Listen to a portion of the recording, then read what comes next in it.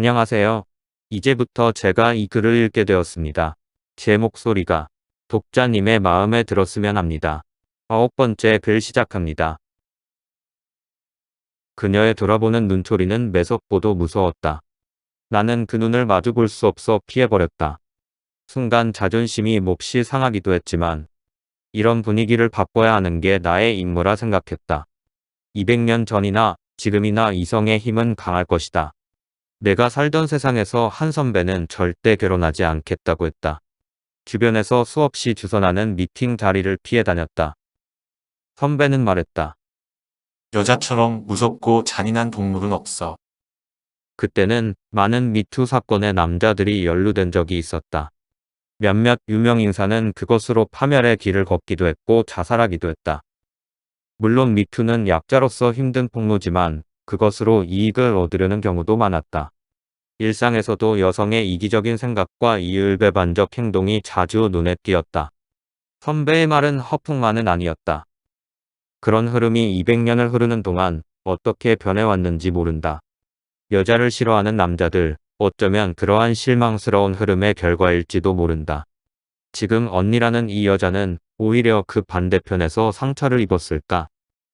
나는 조용히 그녀의 등에 다시 손을 얹었다. 그리고 서서히 아래쪽으로 쓸어내렸다. 그녀의 몸이 경직되었다.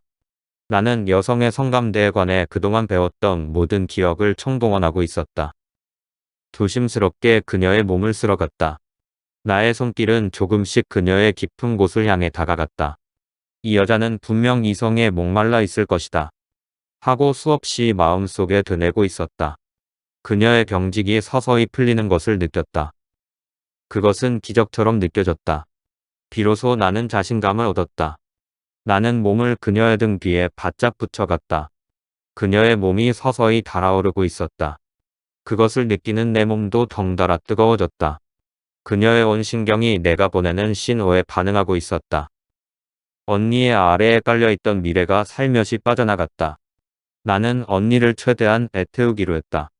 처음부터 그녀가 나를 원하지 않았기에 내내 조심스러웠다. 난 그녀의 동의를 확실하게 얻어내야 했다.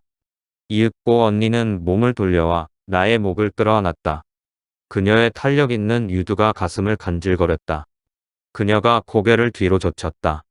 그녀의 뺨에 짭짤한 물기가 흘렀다. 나는 그 물줄기를 따라 오르며 입술로 더듬어 닦았다.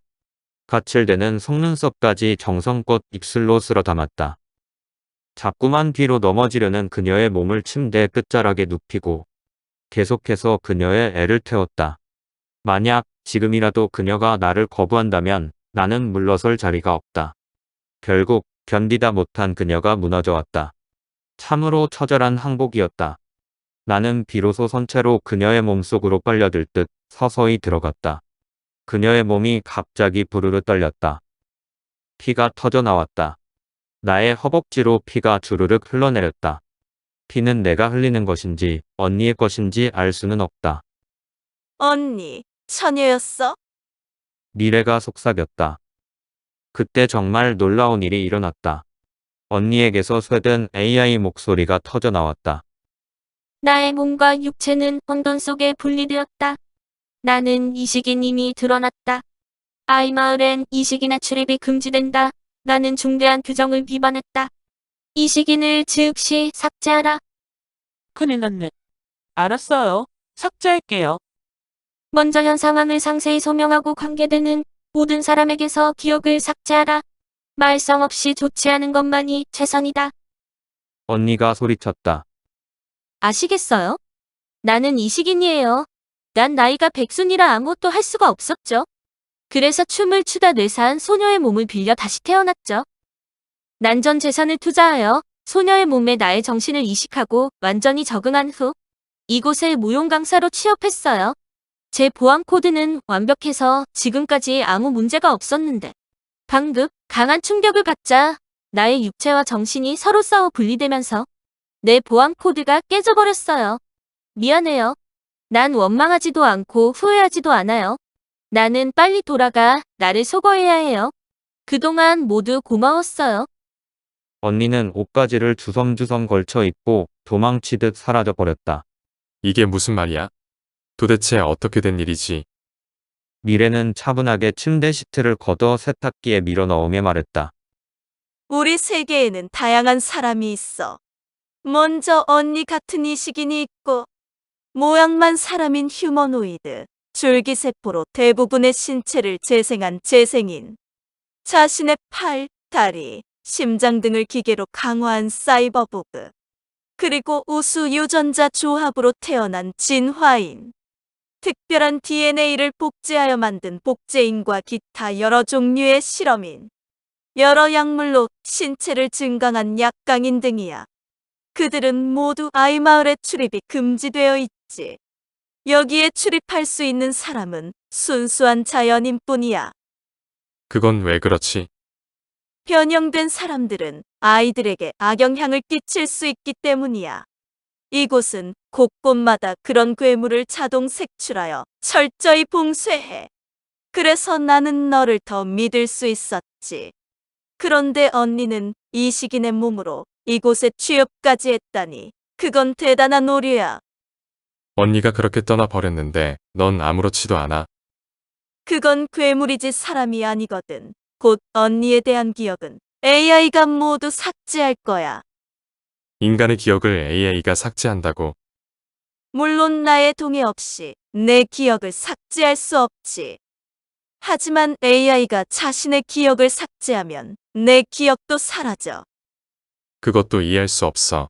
우리는 지난 일을 기억하지 않아. 모두 AI가 기억해 두거든. 필요하면 언제든지 캐시폰으로 돌려볼 수도 있고. 그러니 AI가 기억을 삭제하면 내 기억에도 없는 거지. 나 때문에 언니가 삭제된다고 했어. 너무 미안하고 애잔해. 그런 건 아무것도 아니야. 나의 엄마는 순수한 사람인데도 모든 것을 삭제당했어. 그래서 엄마는 살아있는 채로 돌아가셨지. 그건 또 무슨 말이야? 이야기하자면 너무 길어. 10년 전 내가 12살 때 이야기야. 엄마는 AI 컴퓨터 공학자이셨어. 너 해남에 있는 코인코를 알지? 알아. 낮에 홀로그램으로 봤잖아.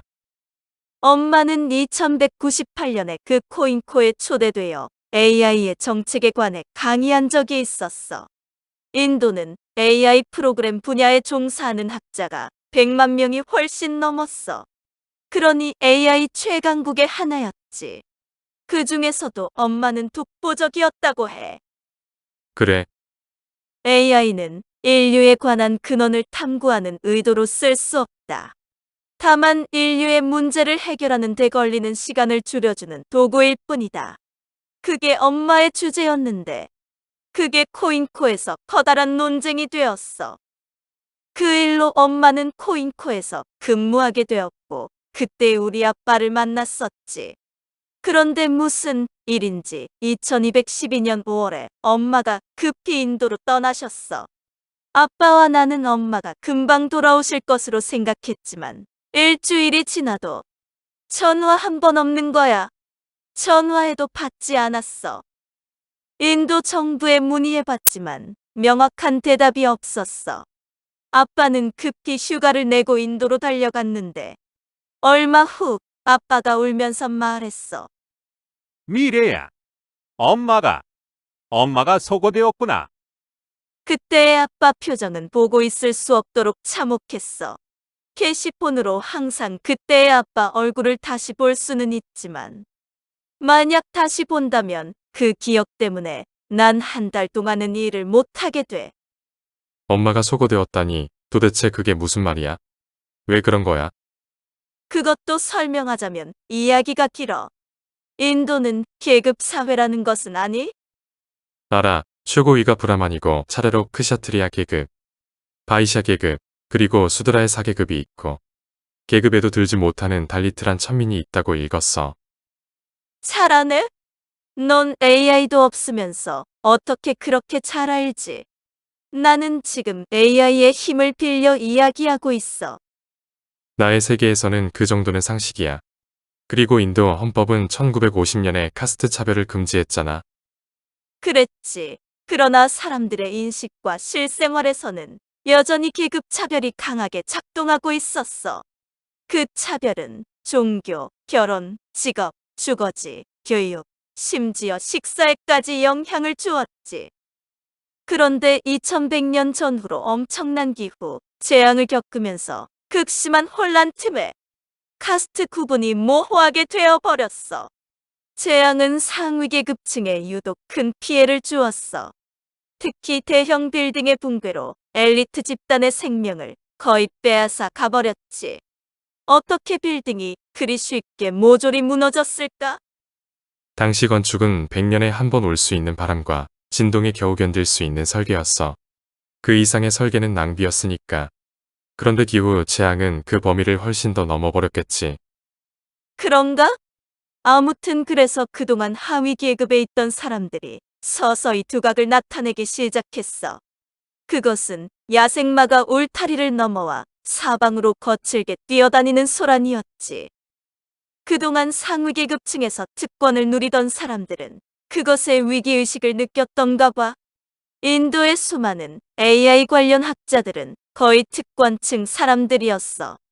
당시 인도 정부는 독립적인 AI로 관리되고 있었는데 관련 학자들은 다시 계급 사회를 꿈꾸며 질서와 효율을 명분으로 신분이 불분명한 사람을 AI 알고리즘으로 분류하여 디지털 계급제를 시행하려 했어. 그동안 상위학자이신 엄마는 그런 불합리한 제도를 강력히 막고 있었던 거야. 그런데 엄마가 코인코의 연구직으로 들어와 한국에서 생활하는 동안 인도에서는 그 디지털 계급제를 다시 실행하려 했던 것이지. 그것을 막으려고 어머니가 급히 인도로 갔었는데 인도의 학자들은 어머니를 납치하여 인큐베이터에 가둔 후 머릿속 모든 기억을 삭제해버렸어. 그들은 어머님이 그들의 일을 방해할 수 없도록 최소 조치했을 뿐이라 했지만 그것은 살인보다 더 무서운 형벌이었어. 엄마는 아빠를 알아보지도 못했어. 엄마는 하염없이 울고 있는 아빠를 뿌리치고 뛰어나가 겐지스 강물에 뛰어들어 돌아가셨어. 엄청난 비극이네. 내가 너무 힘들었겠다. 아빠가 입은 충격은 말로 다 할 수 없었어. 아버지는 코인코에 돌아와 인도 정부를 제소했고 인도 정부의 AI는 코인코에 모두 공개되어 세계 통합 관리에 들어가게 되었어. 당시 중국 주요 국가들도 독자적인 정부 AI를 운영하고 있었는데 그 사건으로 인해 모두 코인코의 통합 시스템에 공개되고 통제되어 세계는 하나의 AI 시스템으로 관리하게 된 계기가 되었어. 하지만 아빠는 충격에서 헤어나질 못하고 독신 마을로 들어가 스스로를 삭제해버리신 것 같아. 우리 아빠가 너무 불쌍해. 이제 너도 언니에 관한 기억을 모두 삭제해버려. 참, 너는 기억을 지울 수도 없겠구나. 그냥 잊어버려. 그건 사람이 아니니까. 언니는 오늘이 아니더라도 언젠가는 안드폴에게 잡혀 추방되었을 거야. 그런데 너 참 대단하다. 어떻게 언니의 보안 코드를 해제해버렸지? 언니가 너한테서 받은 충격이 환경 재앙 때 태풍처럼 엄청났던가 봐. 너는 본래의 육체를 깨웠고 그 육체는 언니의 정신과 격렬히 싸웠던 거야. 그래서 언니의 보안 코드가 깨져버린 거지. 미래는 고개를 돌리고 몰래 킥킥 웃었다. 나는 언니가 까망 동아리에서처럼 아바타가 아니었을까 하는 생각도 들어. 여기엔 여러 가지 사람이 있다고 했는데 아바타로 돌아다니는 사람은 없을까? 아바타는 본래의 몸이 따로 있고 모든 신경만 연결된 가상의 존재야. 매트릭스 같은 가상 세계에서만 존재할 수 있어. 현실 세계엔 있을 수도 없지. 나에겐 이 세계가 모두 가상세계와 같아 보여. 후후, 여기 사람들은 돈을 벌면 휴머노이드를 얻는 게 꿈이야. 일종의 가상이지. 그래서 거리엔 사람보다 휴머노이드가 더 많이 돌아다니기도 해. 나는 이제야 지금의 세계를 조금은 알 수 있을 것 같아. 이 세계에서 나라는 존재. 나는 미래가 말하는 그런 순수 자연인이 아니다. 외래에서 온 이방인이다. 아이들 교육에도 좋을 리 없다.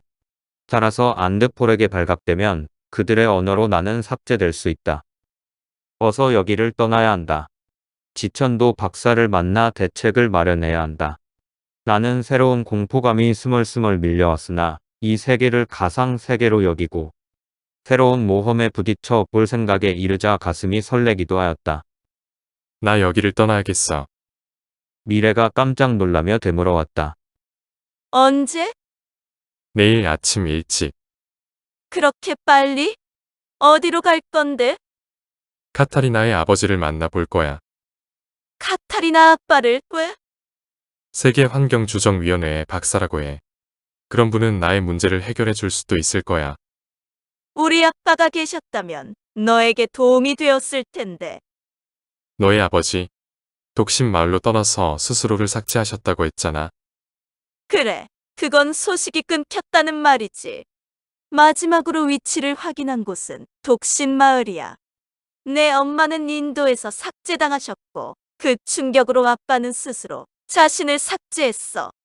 나는 아빠가 보고 싶어. 내가 소식을 알아봐 줄 수는 없을까? 아빠를 찾아달라는 이야기야. 경찰에서 찾아주지 않는 거야. 응.